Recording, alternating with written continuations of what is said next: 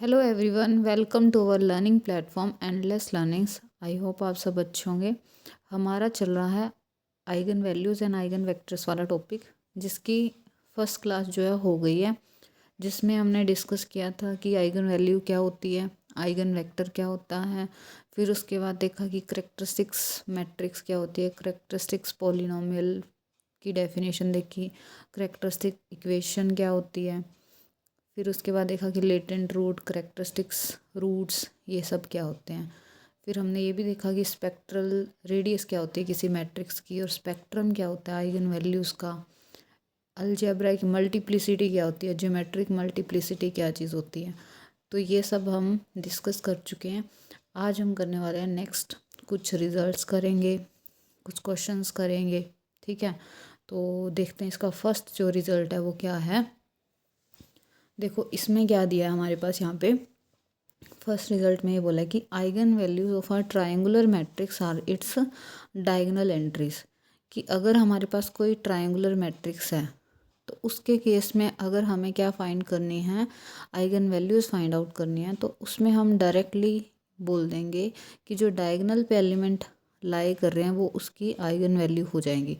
तो triangular matrix हमने सीखी थी कौन सी होती हैं, अपर ट्रायंगुलर मैट्रिक्स और लोअर ट्रायंगुलर मैट्रिक्स होगी, डायगोनल मैट्रिक्स होगी। तो ये हमारी क्या थी, ट्रायंगुलर मैट्रिक्स। तो इनके केस में अगर आपको बोला जाए कि इसकी आइगन वैल्यू बताओ, तो आप डायरेक्टली डायगोनल वाले एलिमेंट्स बता दोगे। जैसे कि फॉर एग्जांपल मैंने ले लिया यहाँ पे जैसे मैंने ये एग्जांपल कंसीडर किया, जैसे 1 है, यहाँ पे 2 है, यहाँ पे 3 और यहाँ पे 0। अब इसमें बोल दे कि इसकी आइगन वैल्यूज़ बताओ क्या आएंगी। तो यहाँ पे हम डायरेक्टली बोल देंगे कि ये अपर ट्रायंगुलर मैट्रिक्स है, तो इसकी डायगोनल एंट्रीज पे 1 और 2 हैं, लाई कर रहे हैं। तो लैम्डा 1 एक तो हो जाएगा 1, और लैम्डा 2 क्या बन जाएगा यहाँ पे 2। तो इसकी ये आइगन वैल्यूज़ आ जाएंगी। ठीक है, तो ये था हमारा फर्स्ट नोट।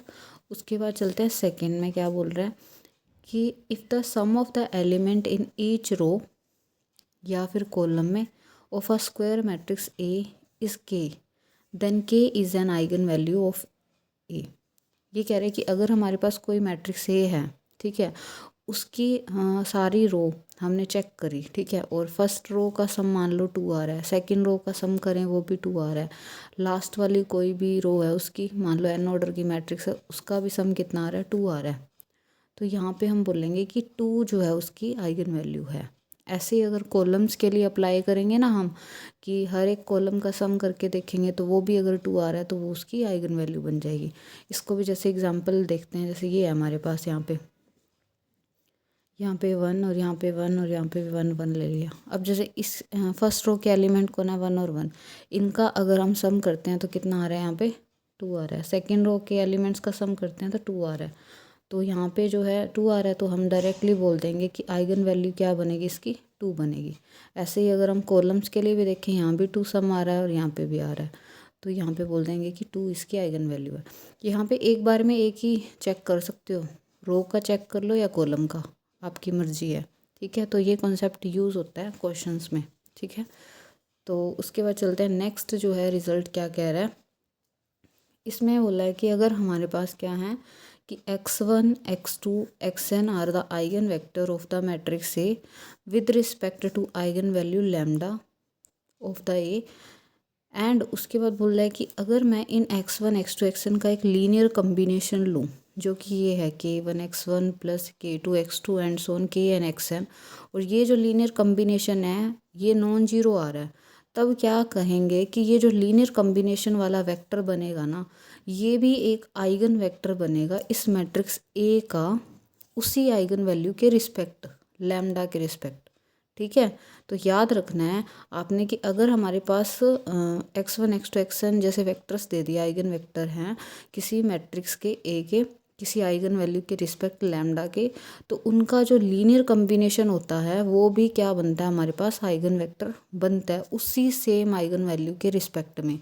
और प्रोवाइडेड ये होना चाहिए कि जो लीनियर कम्बिनेशन आया है वो नॉन जीरो होना चाहिए। ठीक है, ये आपको बस रिजल्ट ही माइंड में रखना है, इसका प्रूफ नहीं, ज़रूरी नहीं है। ठीक है, प्रूफ इसका। उसके बाद चलते हैं सेकंड रिजल्ट पे। इसमें क्या बोल रहा है कि अगर हमारे पास x जो है आइगन वेक्टर है किसी मैट्रिक्स ए का, ठीक है, और किसी आइगन वैल्यू के रिस्पेक्ट में है, ठीक है, तो वो बोल रहा है कि जो ये एक्स होगा ना, वो जो आइगन वेक्टर एक्स है, ये मतलब अगर हम दो आइगन वैल्यू लेते हैं, दोनों आइगन वैल्यू डिफरेंटली, एक ले ली λ1 और एक ली हमने λ2, मतलब डिफरेंट आइगन वैल्यू के कोरस्पॉन्ड एक सेम आइगन वेक्टर नहीं हो सकता, ठीक है। तो ये याद रखना है कि if X is an eigen vector of A then X cannot correspond to the two distinct eigen values of A, ठीक है। तो ये बात ध्यान में रखनी है आपको। उसके बाद चलते हैं इसके थर्ड रिजल्ट पे। इसमें देखो क्या दिया है कि यहाँ पे eigen vector of the matrix A with respect to distinct eigen values are the linearly independent, कि अगर हमारे पास कोई मैट्रिक्स ए है, ठीक है, उसकी अगर हम वहाँ पे आइगन वैल्यूज़ फाइंड आउट करते हैं, तो मान लो 2 ऑर्डर की मैट्रिक्स हैं, उसकी 2 आइगन वैल्यूज़ आ रही हैं λ1 और λ2, और दोनों λ1 और λ2 डिफरेंट हैं, तो उन दोनों डिफरेंट आइगन वैल्यूज़ के कोरस्पॉन्डिंग हम जब आइगन वेक्टर निकालेंगे, इसकी हेल्प से यहाँ पे ax इक्वल टू λx की हेल्प से निकाल लेंगे आइगन वेक्टर की वैल्यू। तो यहाँ पे जो आइगन वेक्टर्स आएंगे ना, वो दोनों के दोनों कैसे होंगे, लीनियरली इंडिपेंडेंट आइगन वेक्टर आएंगे, ठीक है। और आइगन वेक्टर निकालना आपको कल की क्लास में बता दिया था कि कैसे निकालना है, ठीक है। उसके बाद चलते हैं, यहाँ पे एक टर्म यूज़ हो रही है यहाँ पे लीनियरली इंडिपेंडेंट। इसको मैं बताऊंगी कि क्या होती है, आपको बताई नहीं थी, एक बार समझ लेना ये भी, ठीक है। जैसे अभी बता देती हूँ कि लीनियरली इंडिपेंडेंट आइगन वेक्टर्स क्या होते हैं, मतलब कि लीनियरली इंडिपेंडेंट वेक्टर्स क्या होते हैं, जनरली देख लेते हैं, ठीक है। तो हमारे पास इसके लिए सपोज करो कि 2 वेक्टर हैं, एक है x1 और एक क्या है x2 है। अगर ये दोनों लीनियरली इंडिपेंडेंट है, तो यहाँ पे पता है एक कॉम्बिनेशन लेना है हमने, c1x1 और यहाँ पे c2x2, ये इक्वल टू 0 है। और यहाँ पे जो c1 c2 है, मान लो किसी फील्ड में से आ रहे हैं, किसी फील्ड में से, ठीक है। और अगर ये चीज़ है, उसके बाद हमारे पास जो है क्या रिजल्ट आता है कि c1 और c2 क्या हो जाते हैं, दोनों के दोनों 0 होंगे, तब हम क्या बोल देंगे कि ये दोनों वेक्टर क्या हैं, x1 और x2 क्या हैं, लीनियरली इंडिपेंडेंट है। ये डेफिनेशन होगी। अब जैसे सपोज करो मेरे पास एक वेक्टर है x1, मान लो मेरे पास ये है 1 0, ठीक है, और एक दूसरा वेक्टर है x2 है यहाँ पे 0 1, ठीक है।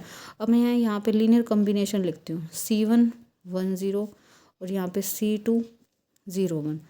अब मुझे बताओ ये कब 0 होगा, ये इन दोनों का लीनियर कॉम्बिनेशन कब 0 होगा, ये तभी 0 होगा जब हमारे पास c1 भी क्या हो, 0 हो, और c2 भी 0 हो। ऐसी कोई c1 c2 की चॉइस नहीं है कि इन दोनों का सम करें और ये 0 बन जाए, तो कुछ नहीं मिलेगा ऐसा।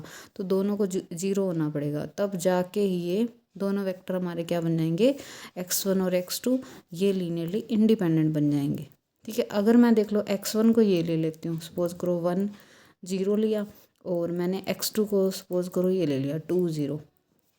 अब यहाँ से देखो कि अगर मैं c1 को यहाँ पे 1 0 लेती हूँ और c2 इंटू में लिया मैंने 2 0, ये इक्वल टू 0 है। तो यहाँ पे अगर मैं c1 को ले लेती हूँ यहाँ पे -2 और c1 को ले लेती हूँ यहाँ पे 1, इस केस में यहाँ पे पुट करेंगे तो राइट हैंड साइड आ जाएगी ना, लेफ्ट हैंड साइड 0 बन जाएगी और राइट हैंड साइड के इक्वल आ जाएगी। तो यहाँ पे c1 और c2 हमारे पास क्या बन रहे हैं, नॉन जीरो मिल रहे हैं। तो इस वजह से क्या बन जाएगा हमारे पास, ये जो वेक्टर्स का सेट है x1 और x2 का, ये LD सेट बन जाएगा, ठीक है। यहाँ पे जो है c1 को 1 लेना है और c2 को कितना लेना है, यहाँ पे c2 को तो 1 लेना है, ठीक है, सॉरी, और c1 को यहाँ पे कितना लेना है, -2 लेना है। यहाँ पे पुट करोगे लेफ्ट हैंड साइड पे 0 बन जाएगी, तो c1 c2 नॉन जीरो आ गई। तो ये सेट क्या बन जाएगा, x1 x2 का, अगर हम इसको एक कलेक्शन में ऐसे लिखेंगे तो ये हमारा LD सेट बन जाएगा इस केस में, ठीक है, सेकंड एग्जांपल के केस में। तो LD और LI सेट का मतलब समझ आ गया होगा क्या होता है, ठीक है। तो यहाँ पे ये चीज़ थी LI की डेफिनेशन। अब उसके बाद चलते हैं हम फोर्थ रिजल्ट पे। इसमें देखो ये मैंने कल भी यूज़ किया था लास्ट क्वेश्चन में, ठीक है। जो हमारे पास कोई मैट्रिक्स है A, ठीक है, उसकी मान लो आइगन वैल्यूज़ आ रही हैं λ1 λ2 λn आ रही है। अगर A जो है वो n ऑर्डर की मैट्रिक्स है, तो हमारे पास उस मैट्रिक्स का ट्रेस बोल दे कि फाइंड आउट करो, उस टाइम जब हमारे पास आइगन वैल्यूज़ पता हो, तो क्या करना है हमने कि उन आइगन वैल्यूज़ का सम कर दो, तो वो हमारे पास उस मैट्रिक्स का क्या आ जाएगा, ट्रेस आ जाएगा। तो यहाँ पे ये लिखा है कि sum of the eigen values of the matrix A is equal to the trace of A. ठीक है। और फिफ्थ रिजल्ट में क्या लिखा है कि जो भी आइगन वैल्यूज़ आई हैं, अगर वहाँ पे बोल दे कि उस मैट्रिक्स का डिटर्मिनेंट फाइंड आउट करो, तो वहाँ पे उन आइगन वैल्यूज़ की क्या कर दो, प्रोडक्ट कर दो, तो वो हमारे पास क्या बन जाएगा, डिटर्मिनेंट आ जाएगा उस मैट्रिक्स का। ठीक है। तो ये दोनों रिजल्ट बहुत इंपॉर्टेंट है, अच्छे से करना इनको, वैसे तो याद हो जाएंगे, इजी सही है। ठीक है। तो ये ध्यान में रखना है कि ट्रेस क्या होता है, sum of all eigen values, and determinant क्या होता है, product of all the eigen values. ठीक है। तो ये हो गया यहाँ पे। उसके बाद चलते हैं हम सिक्स रिजल्ट पे। ऑल आइगन वैल्यूज़ जो होंगी हमारे पास किसकी, all the eigen values of non singular matrix are non zero.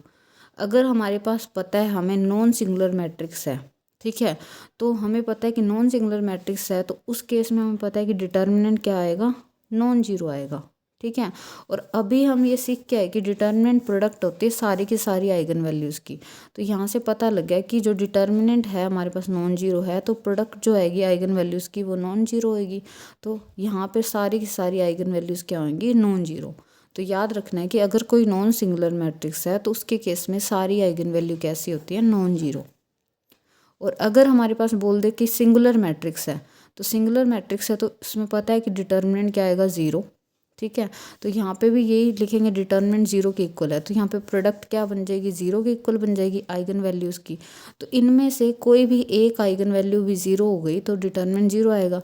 तो एटलीस्ट वन आइगन वैल्यू क्या होती है, ज़ीरो होती है, किसके केस में, सिंगुलर मैट्रिक्स के केस में। ठीक है। तो ये सिक्स रिजल्ट है। आई होप आपको ये रिज़ल्ट समझ आए होंगे। अब चलते हैं इसके कुछ क्वेश्चन पे और जो ये रिज़ल्ट यूज़ करेंगे उनमें। ठीक है। जैसे कि अब देखो यहाँ पे ये वाला क्वेश्चन है, यहाँ पे एक हमारे पास ए मैट्रिक्स दे दी जिसकी ये एंट्रीज हैं कुछ। ठीक है। और 3 ऑर्डर की मैट्रिक्स है।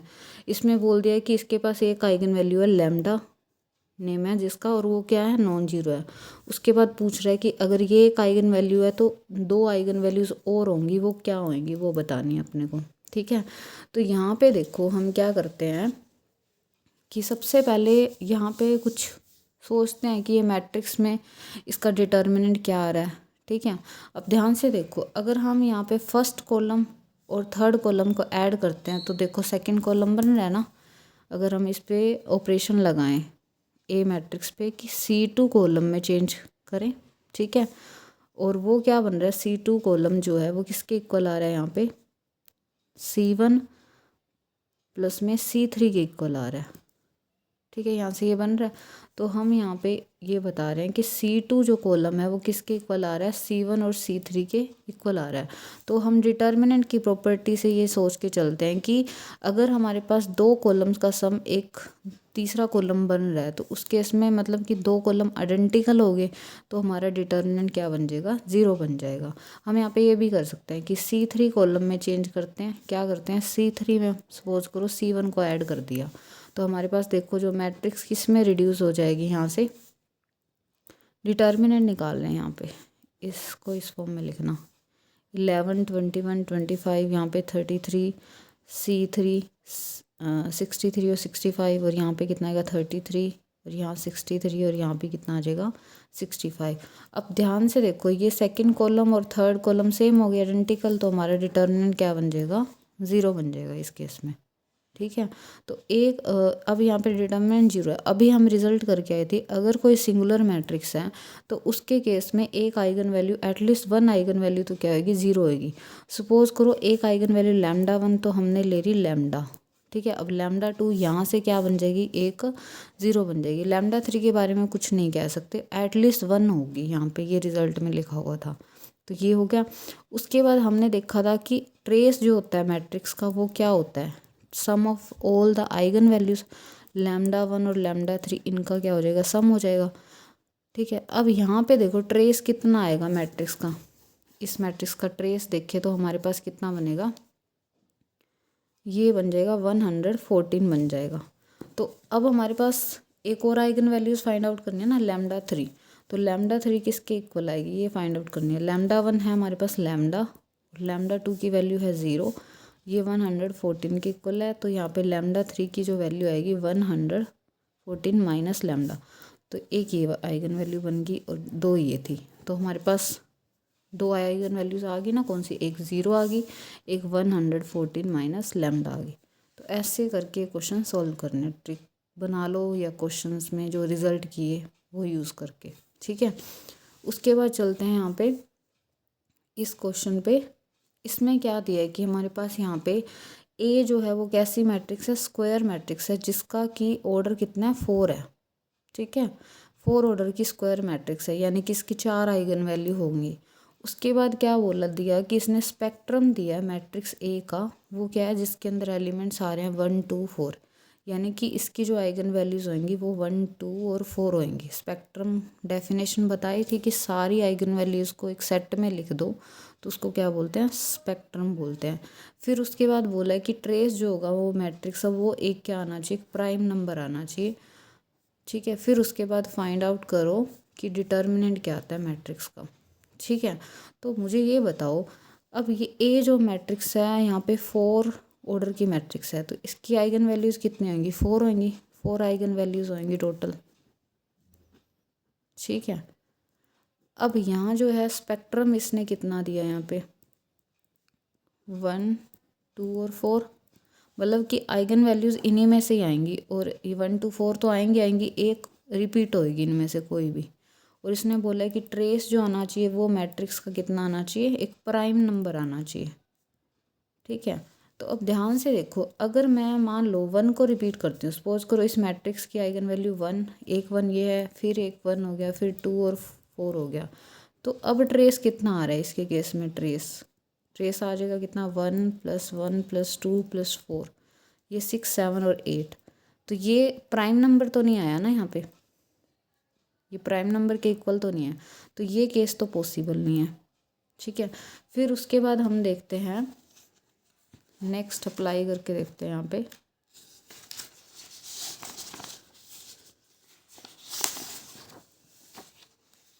कि अगर ये केस नहीं है तो ये हो सकता है कि 1 एक बार आए, 2 जो है 2 बार आ जाए, ये होगा।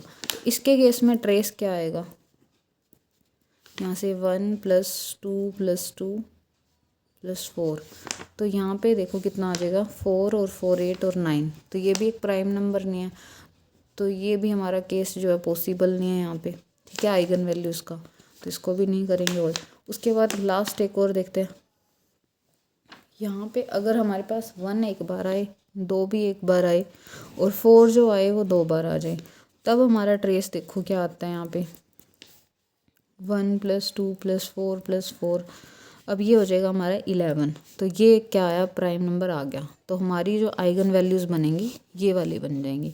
तो हमें अब आइगन वैल्यूज़ पता लगी कौन कौन सी आ रही हैं, ठीक है। अब उसके बाद पूछा है कि डिटर्मिनेंट बताओ क्या आएगा इसका। तो डिटर्मिनेंट में क्या बताया था, सभी आइगन वैल्यूज़ की क्या कर देनी है हमने, प्रोडक्ट कर देनी है यहाँ पे। तो कितना आ जाएगा हमारा डिटर्मिनेंट, 32 आ जाएगा। तो इस टाइप से ये क्वेश्चन करना है, ठीक है। अब चलते हैं नेक्स्ट क्वेश्चन, देखो इसमें क्या दिया है।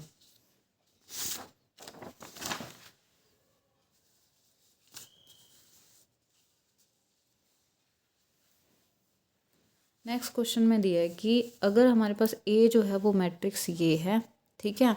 उसके बाद बोल रहा है कि फाइंड करो इन मैट्रिक्स की जो, इस मैट्रिक्स की जो आइगन वैल्यूज़ हैं वो है λ1 λ2 λ3, और इनके क्यूब का जो है वो सम बताओ कितना आएगा, तो वो बताना हमें।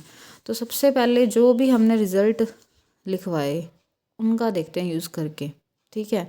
कि यहाँ पे देखो कोई आइडेंटिकल हो रही है रो या कॉलम, तो डिटर्मिनेंट इसका 0 हो जाएगा, और वहाँ पे 0 इसकी आइगन वैल्यू बन जाएगी।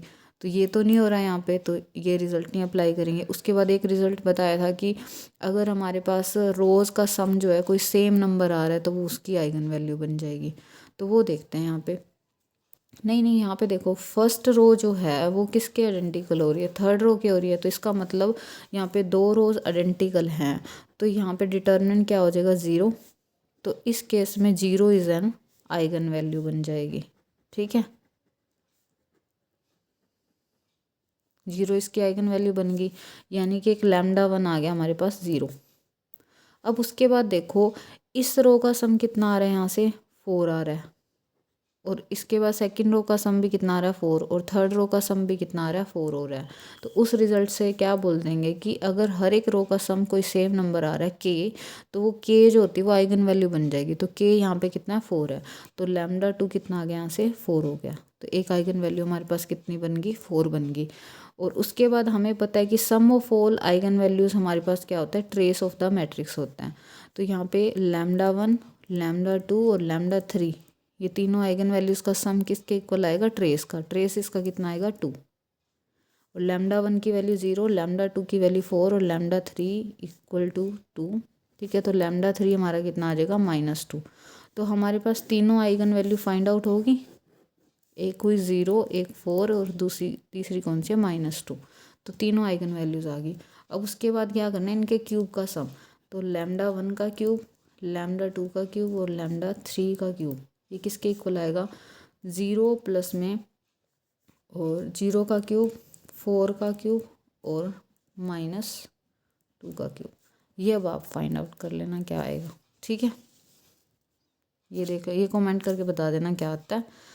उसके बाद देखो यहाँ पे नेक्स्ट नोट है, क्या बोल रहा है इसमें कि all the eigen value of identity matrix R1 की जो सारी की सारी आइगन वैल्यूज़ होती हैं आइडेंटिटी मैट्रिक्स की, वो क्या होती हैं 1 होती हैं। क्यों होती हैं, देखो आइडेंटिटी मैट्रिक्स मैंने ये ले ली 2 ऑर्डर की ले ली, यहाँ पे 1 और यहाँ पे 1 और बाकी जगह 0। तो ये भी तो एक ट्रायंगुलर मैट्रिक्स है। तो ट्रायंगुलर मैट्रिक्स के केस में क्या बताया कि जो भी डायगोनल पे एंट्रीज होती हैं वो सारी उसकी आइगन वैल्यू बन जाती हैं। तो यहाँ पे 1 1 आ रहा है तो उसकी आइगन वैल्यू 1 1 हो जाएंगी। ठीक है, तो सारी आइगन वैल्यू जो होती है आइडेंटिटी मैट्रिक्स की वो कितनी होती है, 1 होती हैं। उसके बाद बोल रहा है कि कोई भी नॉन जीरो वेक्टर उठाएंगे ना तो वो उसका आइगन वेक्टर बनेगा। देखो Ax इक्वल टू क्या होता है हमारे पास, λx होता है। ए की जगह क्या लिया Ix और यहाँ पे 1x। ठीक है, तो यहाँ पे हम x को क्या लें, कोई भी नॉन जीरो वेक्टर लें तो वो उसका क्या बनेगा, आइगन वेक्टर बनेगा। ठीक है, ये ध्यान में रखना है रिजल्ट। उसके बाद देखो नेक्स्ट नोट है, ये इम्पोर्टेंट है, इसको ध्यान से समझना। अगर हमारे पास क्या है कि lambda is an eigen value of the matrix A and X is an eigen vector of A with respect to eigen value lambda. ठीक है, उसके बाद बोला कि F X is any polynomial, कि एफ एक्स कोई भी पोलिनोमियल है यहाँ पे। फिर उसके बाद क्या बोल रहा है कि F lambda will be eigen value of F of A. ठीक है, एफ एक्स इसने पोलिनोमियल दे दिया। फिर उसके बाद एफ लैम्डा, इस एक्स की जगह अगर हम इस लैम्डा को फिल करें तो वहाँ पे जो एफ लैम्डा बनेगी वो आइगन वैल्यू किसकी बनेगी, एफ ऑफ ए की बनेगी। और यहाँ पे एक्स जो होगा ना वो एफ ऑफ लैम्डा क्या क्या बन जाएगा, आइगन वेक्टर बन जाएगा। तो ये चीज़ बोली है। ठीक है, इसको एक बार अच्छे से देखो। इसने ये बोला कि हमारे पास ए मैट्रिक्स है, उसके कोरस्पॉन्डिंग जो है आइगन वैल्यू क्या है, लैम्डा है। तो ये रिजल्ट होल्ड होएगा A X equal to lambda X, और एक्स यहाँ पे नॉन जीरो आइगन वेक्टर है। फिर उसने सपोज किया कि एफ एक्स कोई पोलिनोमियल है। ठीक है, जिसकी डिग्री कितनी है, एम है, ये पोलिनोमियल है।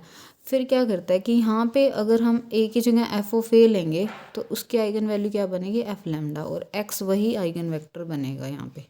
तो ये रिजल्ट है यहाँ पे बस। अब ये वाला ज़्यादा इंपॉर्टेंट है। इसमें देखो क्या है कि λ1 λ2 λn जो है कोई मैट्रिक्स ए है जिसका ऑर्डर n है, उसके आइगन वैल्यूज़ हैं। उसके बाद बोल रहे हैं कि ए जो मैट्रिक्स है उसके बाद मैंने बना the F of A matrix बना दी। ठीक है, तो उसकी जो आइगन वैल्यूज़ आएंगी एफ ऑफ ए की, वो क्या होंगी, हम इनके ऊपर लैम्डाज के ऊपर भी क्या लगा दें, फंक्शन लगा दें, एफ λ1 एफ λ2 एफ λn।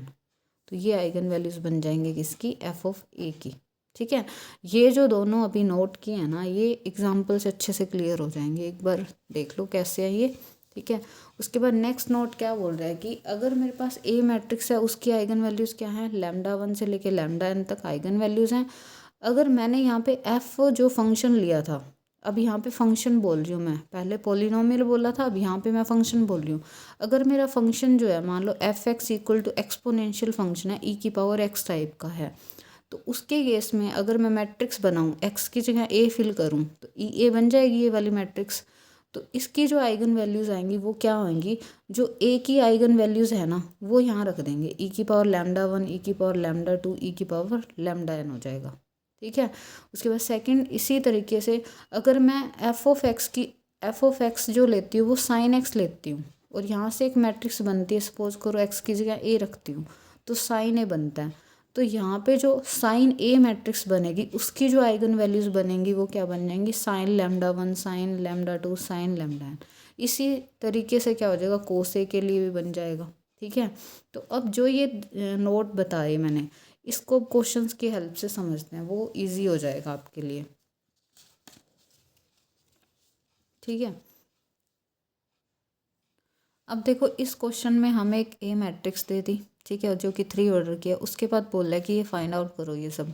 इसमें बोला है कि ए की पावर 4 + 3 इंटू में आइडेंटिटी मैट्रिक्स, इसका डिटर्मिनेंट, फिर ई की पावर ए इसका डिटर्मिनेंट बताओ, फिर साइन पाई ए का डिटर्मिनेंट, फिर कोस पाई ए का डिटर्मिनेंट।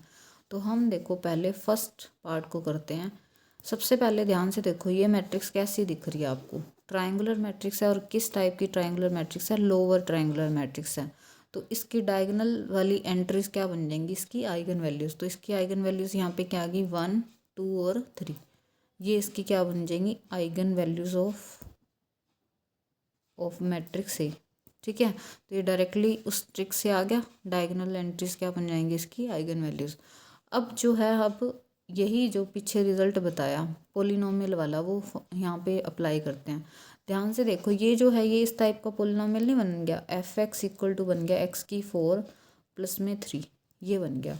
अब यहाँ पे ये बोल रहा है कि एफ एक्स जो है ये है पोलिनोमियल। तो यहाँ से अगर हम एफ ऑफ ए फाइंड करें तो वो ये आ जाएगा, ए की पावर 4 + 3 इंटू में आइडेंटिटी। ठीक है। तो अब हमें क्या करना है कि इसकी आइगन वैल्यूज़ फाइंड आउट करनी है, फिर उसका क्या निकालना है हमें, डिटर्मिनेंट। ठीक है। तो अब हम इसकी आइगन वैल्यूज़ फाइंड आउट करते हैं, क्या आएंगी।